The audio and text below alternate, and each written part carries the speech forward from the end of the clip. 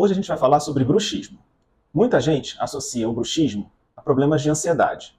Mas, na verdade, o bruxismo está muito mais relacionado a problemas respiratórios, em especial os distúrbios respiratórios do sono.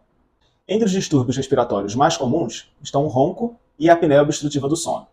Esses problemas podem aparecer tanto em adultos quanto em crianças. Nas crianças, o tratamento ortodôntico expandindo as arcadas pode ajudar na melhoria da respiração.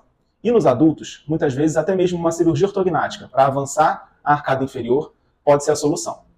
A questão é que o ronco não é normal. E sempre que você observar alguém, ou se você mesmo tem esse tipo de problema, é importante buscar um diagnóstico e um tratamento adequados.